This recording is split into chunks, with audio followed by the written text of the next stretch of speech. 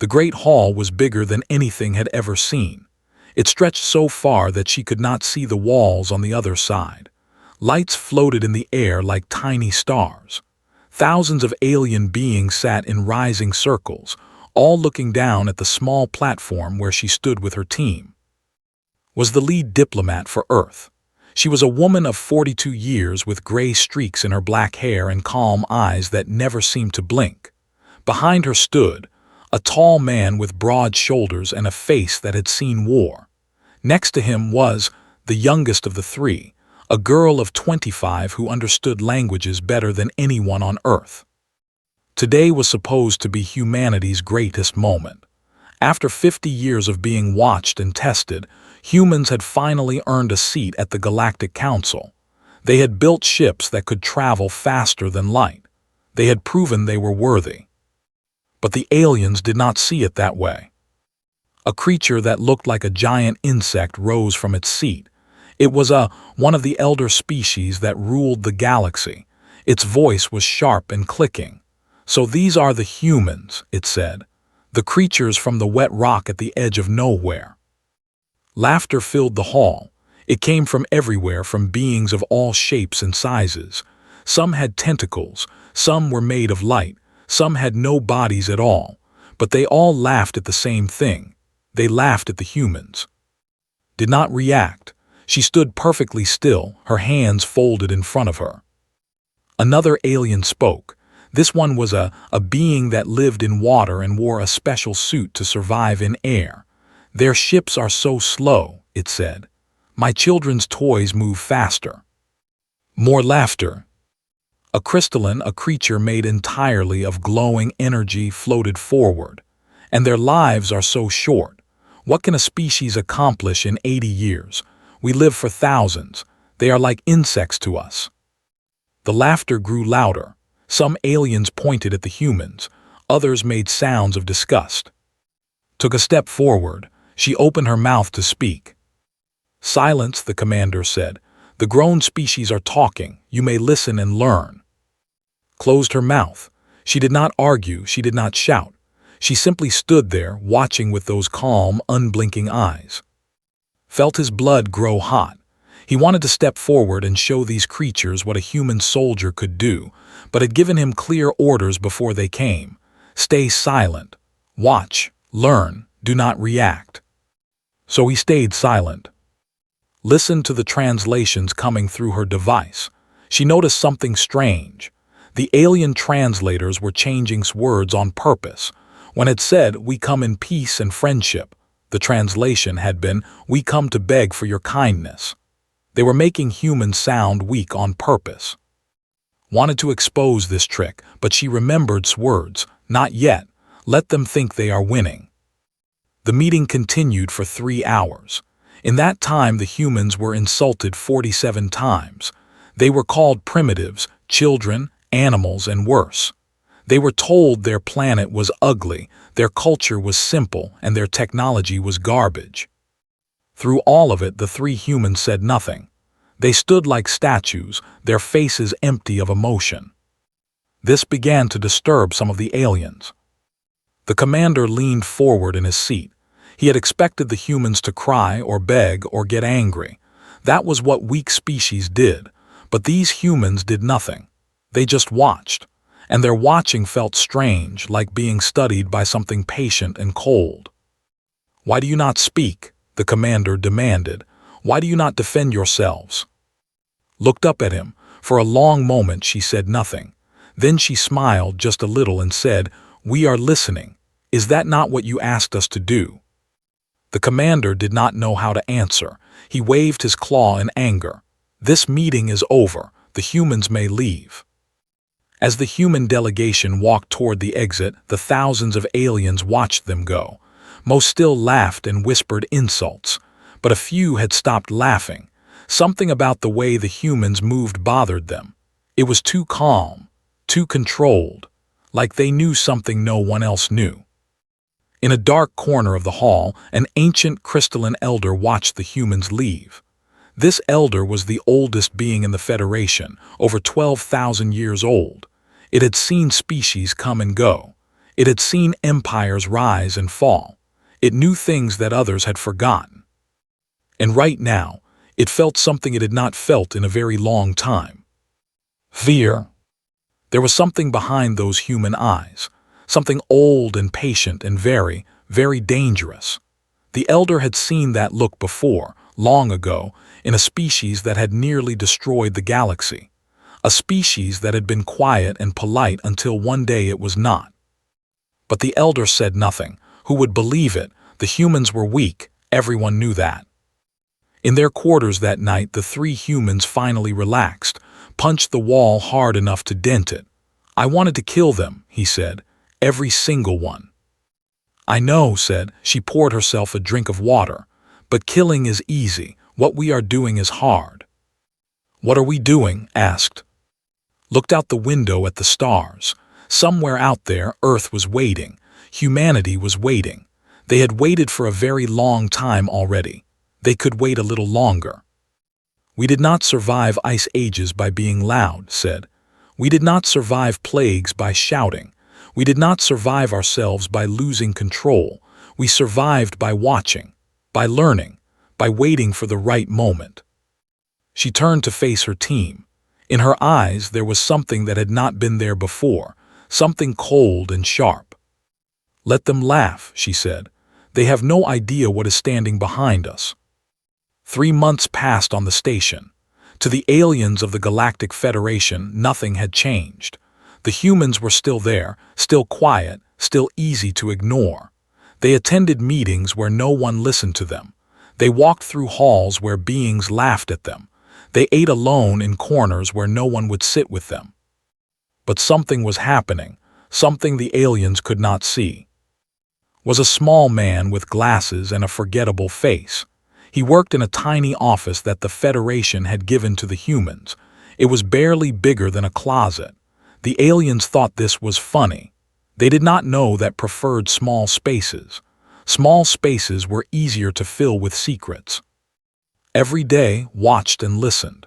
He learned which species hated each other. He discovered which leaders owed money they could not pay. He found out which commanders had done terrible things and buried the evidence. He mapped every friendship, every enemy, every lie. The aliens talked freely around him. After all, he was just a human. What could a human understand?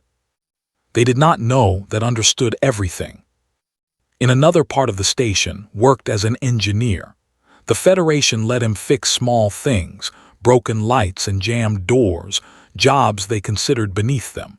Smiled and nodded and did his work. He was very good at seeming simple and harmless.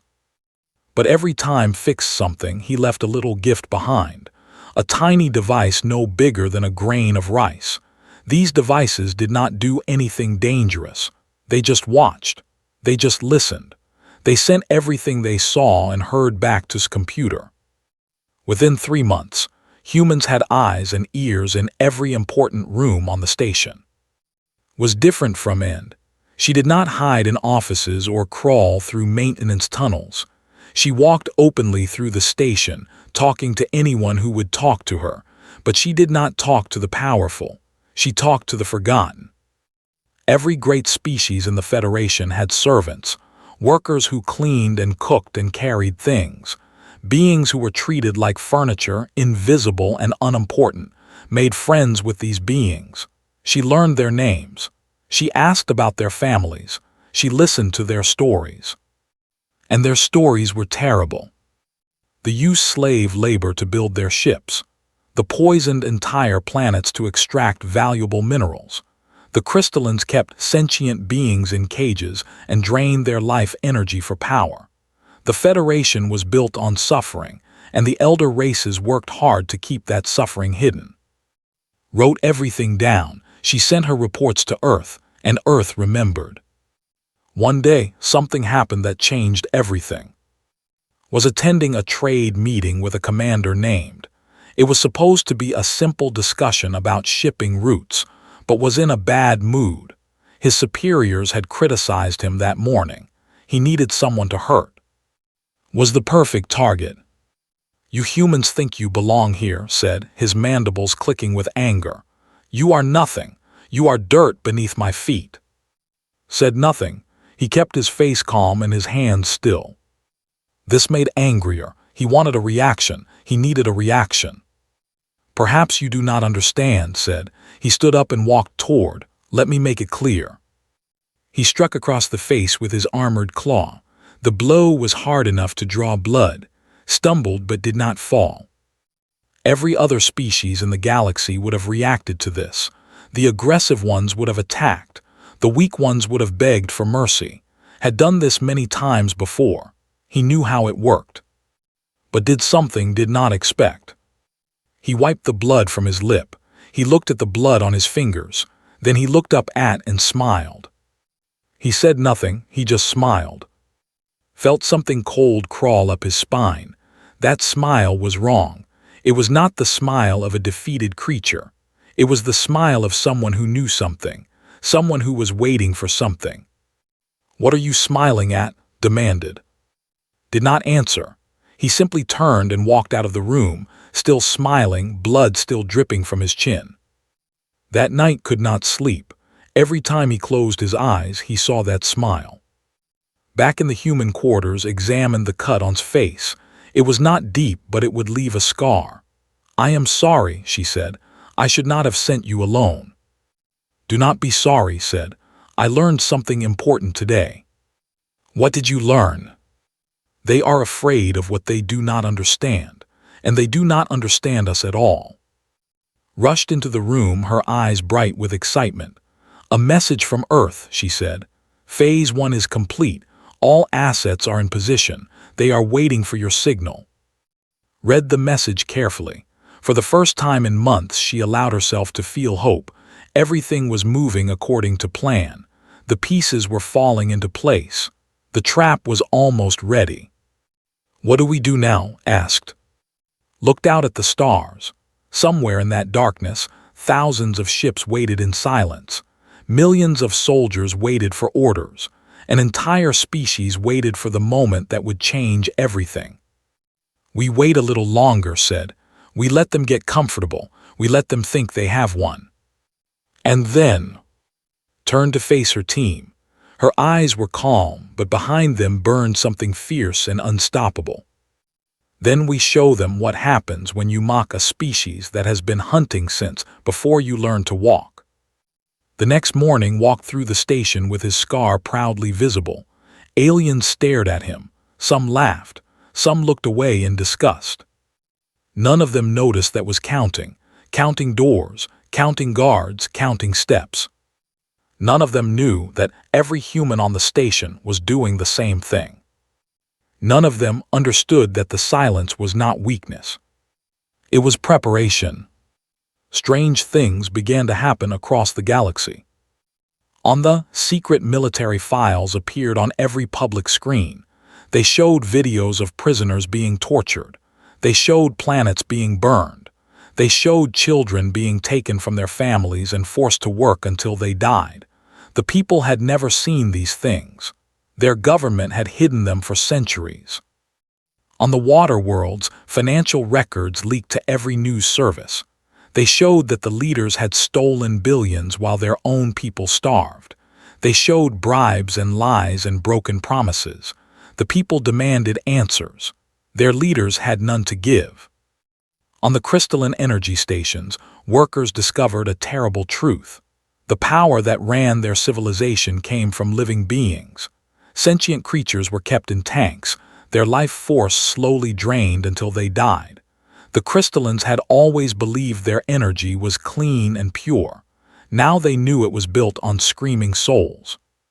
The galaxy was in chaos. The Galactic Council called an emergency meeting. Every species sent their most powerful leaders. The Great Hall was full of shouting and accusations. The crystallines. The crystallines blamed everyone. Nobody blamed the humans. Why would they? The humans were weak and primitive. They could barely fly their own ships. They certainly could not hack into the most secure systems in the galaxy. The idea was laughable. Commander stood at the center of the chaos. His face was twisted with rage. He had lost everything. His military career was ruined. His government was falling apart. He needed someone to blame. His eyes found the human delegation. "You," he snarled, pointing at, "this is your fault.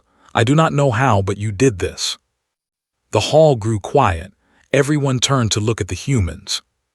Stood calmly, her hands folded in front of her. She looked exactly the same as she had on that first day when everyone had laughed at her. But something was different now. There was a light in her eyes that had not been there before. "Commander," she said, "you struck my colleague 3 months ago. You drew his blood. You laughed at his pain. Do you remember?" His mandibles clicked nervously.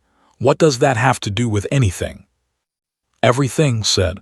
"It has everything to do with everything." She raised her hand and the great screens in the hall came to life. They showed more secrets, more crimes, more lies. They showed himself ordering the death of innocent civilians. They showed him taking bribes from criminal organizations. They showed him beating servants who displeased him.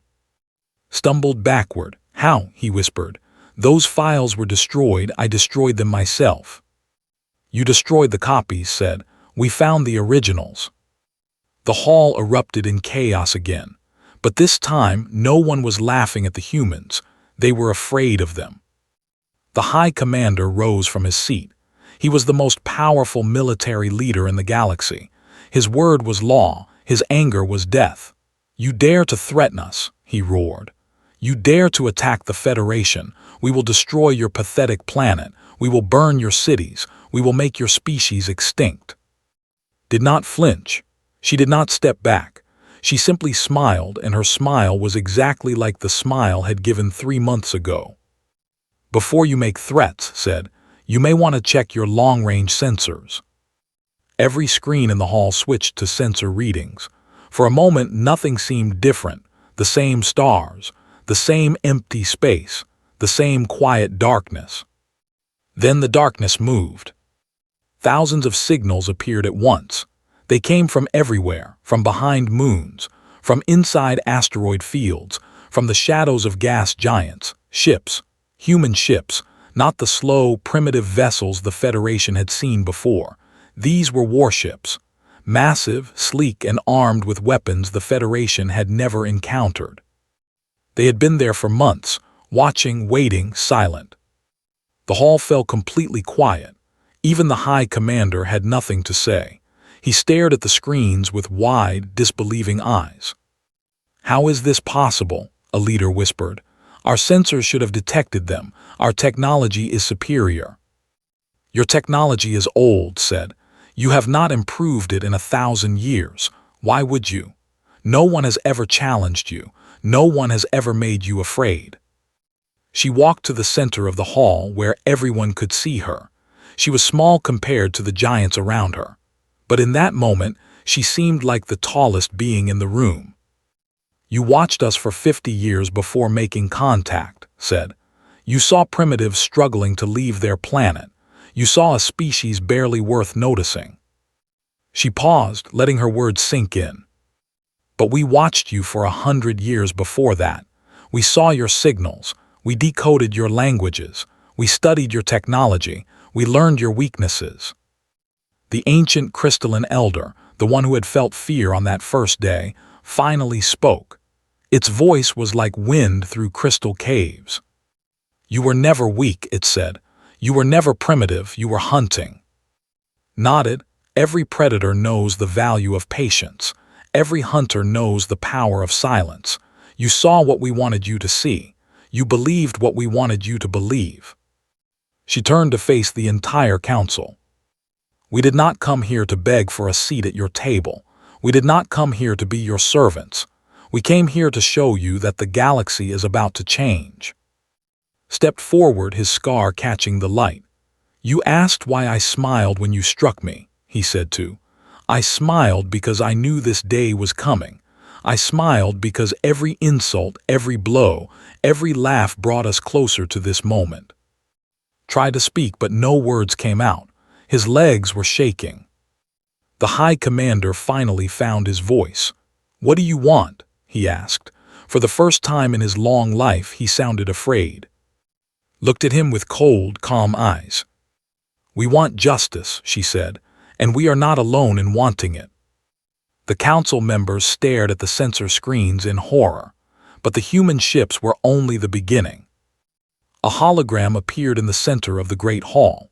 It showed a man in a military uniform, sitting in a command chair surrounded by screens and officers. His hair was gray, his face was lined with age, but his eyes were sharp and bright. "My name is Admiral," the man said.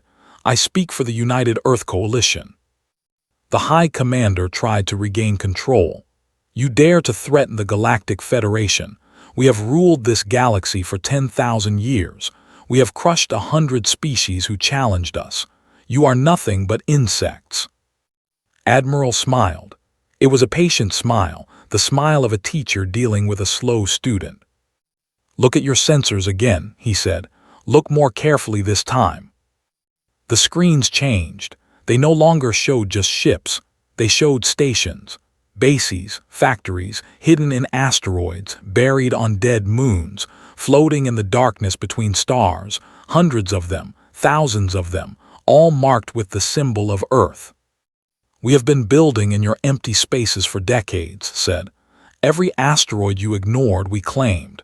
Every moon you forgot, we developed. Every shadow you never checked, we filled." The leader shook his head in disbelief. "That is impossible. We would have noticed. Our patrols would have found you." "Your patrols followed the same routes for centuries," said. "You are creatures of habit, predictable, lazy. We learned your patterns in the first year. Avoiding you was easy." Captain appeared on another screen. She was a woman with short hair and a scar on her neck. Behind her, through a massive window, the council could see a ship that made their blood run cold. It was not just big, it was impossible. It was the size of a small moon. It had weapons that looked like mountains. It moved through space like a living nightmare. "This is the S-Patience," said. "Our flagship. It has been watching this station for 6 months. You never knew it was there." The crystalline elder spoke again. Why did you do all this? We never attacked your planet. We never harmed your people." Stepped forward. "You are wrong," she said. "You harmed everyone. Every species you enslaved, every world you destroyed, every life you treated as worthless. We heard their cries, we saw their suffering, and we decided to do something about it." Walked to stand beside. In her hands she held a small device. "For 3 months I talked to the forgotten people of this station, the servants, the workers, the ones you treat like objects. They told me their stories. They told me about their home worlds. They told me about their people." She pressed a button on the device. Across the galaxy, something amazing happened. On a dozen worlds, beings who had been slaves for generations suddenly stood up. They walked out of their prisons. They stopped working in the mines. They put down the tools of their suffering, and they spoke with one voice. "We stand with humanity." In the Great Hall, representatives of these species revealed themselves. They had been hiding among the servants, waiting for this moment.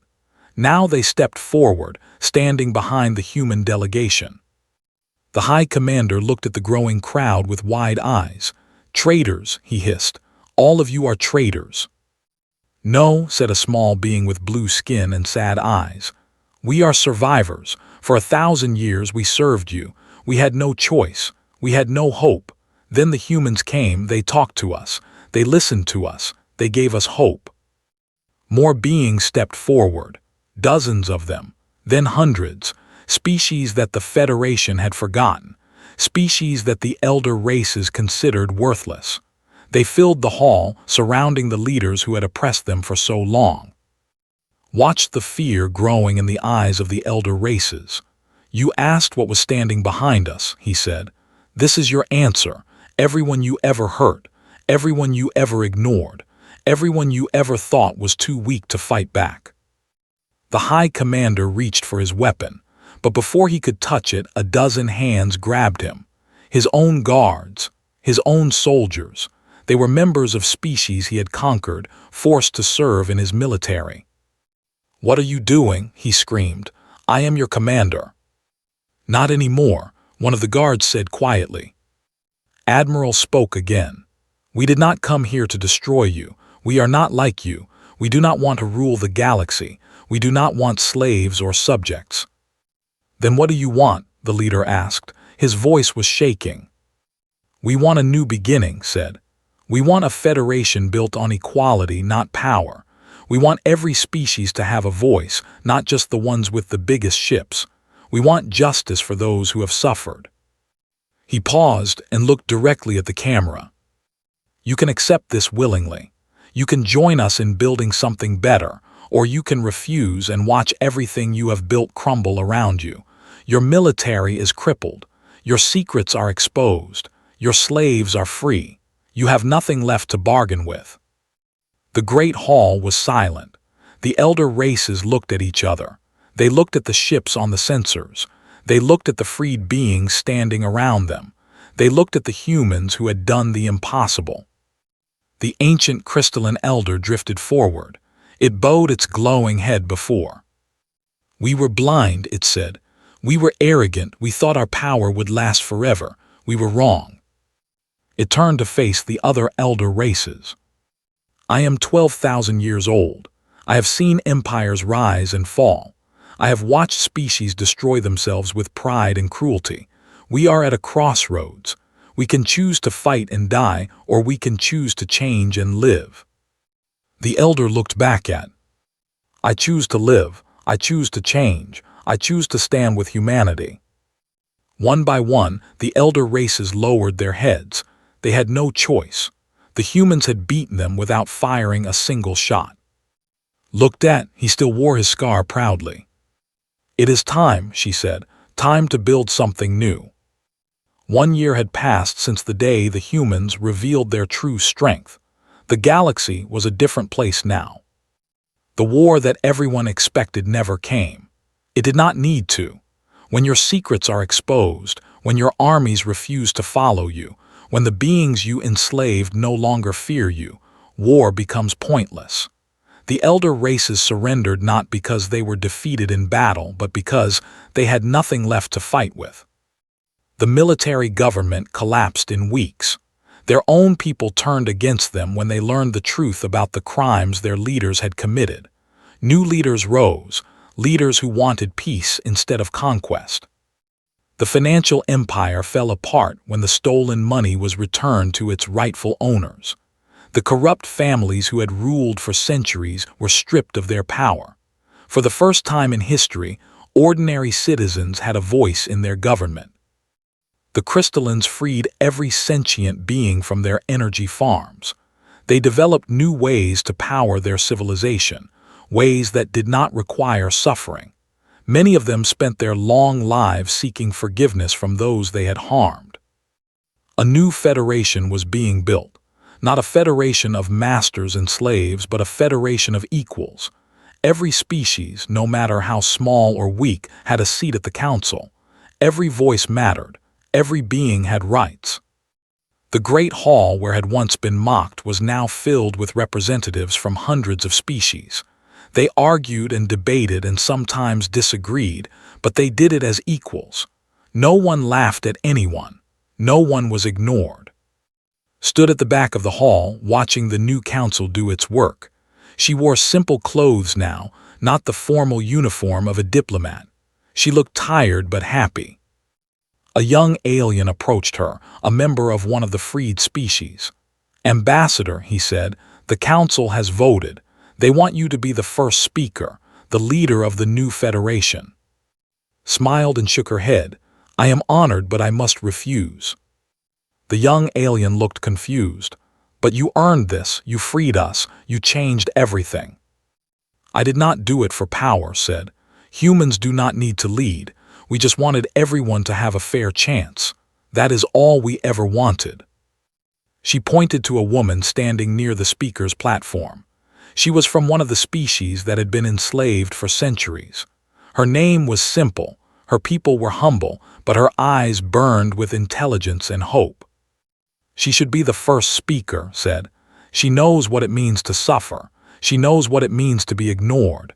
She will never forget where she came from." The young alien nodded slowly. He was beginning to understand. The humans had not come to replace one set of rulers with another. They had come to create something truly new. Later that day, the ancient crystalline elder found sitting alone in a quiet garden. The garden had been built after the revolution, a place where beings of all species could rest and think. "May I join you?" the elder asked. Nodded. The crystalline settled beside her, its glow soft and warm. "I have a question that has troubled me for a year. May I ask it?" "Of course." "When we mocked you, when we struck your people, when we treated you like animals, were you not angry?" Was quiet for a long moment. She looked up at the stars visible through the garden's transparent ceiling. "I was furious," she finally said. "Every insult made my blood boil. Every laugh made me want to scream. When struck, I wanted to tear him apart with my bare hands." The elder tilted its glowing head. "But you showed nothing. You were perfectly calm." "My grandmother taught me something when I was young," said. "She told me that the loudest voice in the room is rarely the most dangerous. Anyone can shout. Anyone can threaten. But the quiet one in the corner, the one who watches and waits, that is the one you should fear." She turned to face the elder. "Humans learned this lesson long ago. We were not always the strongest creatures on our planet. We were not the fastest. We did not have claws or fangs or armor, but we had patience. We had memory. We could wait for years, for generations, for the right moment." The elder was silent for a while, processing her words. "You are a frightening species," it finally said. "Yes," agreed. "But we are also kind. We could have destroyed you. We had the power. We had the right after everything you did. But we chose mercy instead. We chose to build instead of break." "Why?" Smiled. "Because that is who we are. We fight when we must. We wait when we should. But in the end, we always choose hope over hatred. That is the human way." The elder bowed its ancient head. "I am glad you found us. I am glad you chose mercy. I will spend the rest of my long life trying to be worthy of it." As the elder drifted away, walked into the garden. His scar had faded but was still visible. He wore it like a badge of honor. "The new speaker has been chosen," he said, sitting beside. "The one you recommended. She gave a beautiful speech." "Good," said. "She will do well." They sat in comfortable silence, watching the stars. "Do you think they will ever truly trust us?" asked. Thought about the question. "No," she said. "Probably not, and that is wise. We are capable of terrible things. They should never forget that." "Does that bother you?" "No, they do not need to trust us. They just need to respect us. And they do. For the first time in galactic history, every species is equal. Every voice matters. That is enough." Nodded. He looked at his hands, the hands that had wanted to fight so many times. "What do we do now?" he asked. Stood up, she stretched her arms toward the stars. "Now we go home," she said. "We have done what we came to do. The galaxy will continue without us. Our work is finished." "Is it though?" asked with a small smile. Laughed. It was the first time she had laughed freely in years. "No," she admitted. "It is never finished. There will always be more to do, but for now we have earned a rest." As they walked out of the garden, a new proverb was spreading across the galaxy. It passed from species to species, from world to world, a warning and a lesson for all who would hear it. Beware the patient species. Beware the ones who watch and wait. Beware the humans. For when they go silent, something ancient and unstoppable is waking behind them. And by the time you see it, it is already too late.